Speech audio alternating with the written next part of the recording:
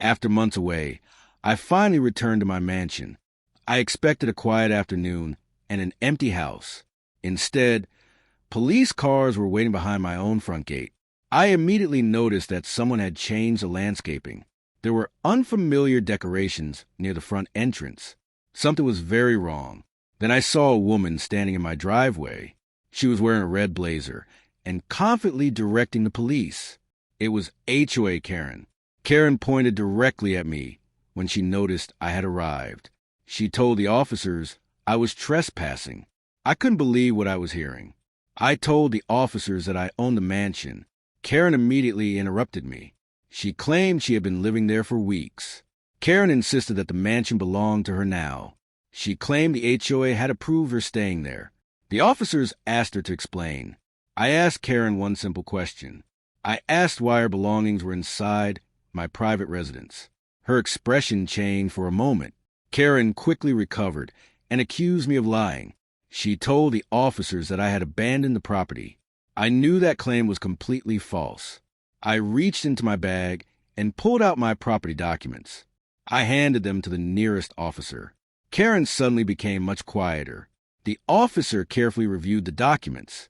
Then he looked up at Karen. His expression had completely changed. The officer asked Karen how she had entered the property. She claimed the HOA had given her permission. The officer asked to see proof.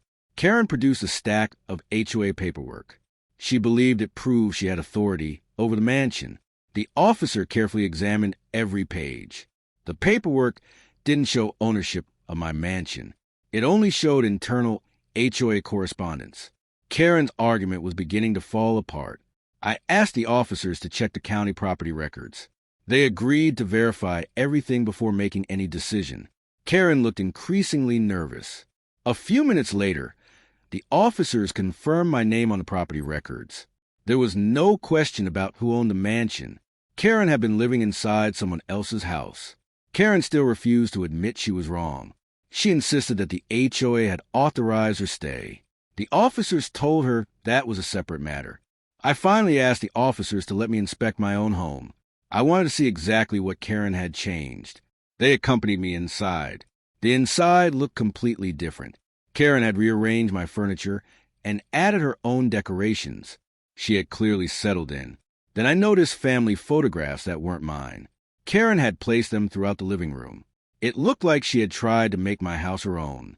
The officers asked Karen how long she had been staying there. She hesitated before answering. Her story was becoming harder to defend.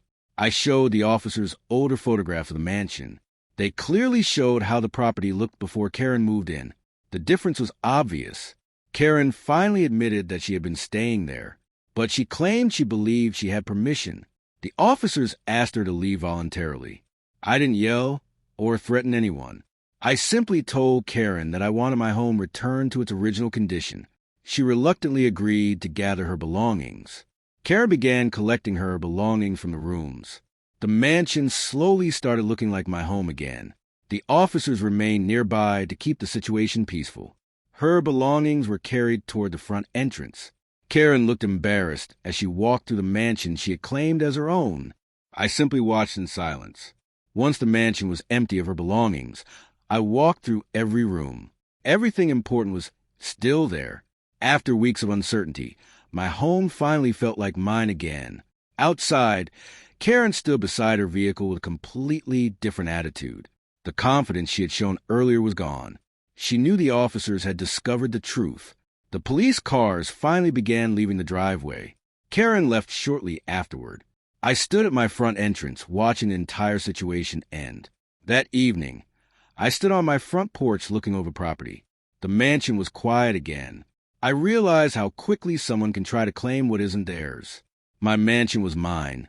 My property records proved it, and the truth had finally come out. Karen had tried to act like the owner of my home, but in the end, she was the one standing outside the gate. If you enjoyed this HOA story, like thumbs up, subscribe bell, and turn on notifications for more unbelievable HOA stories. Where are you watching from? Tell us in the comments below. United States backhand index pointing down.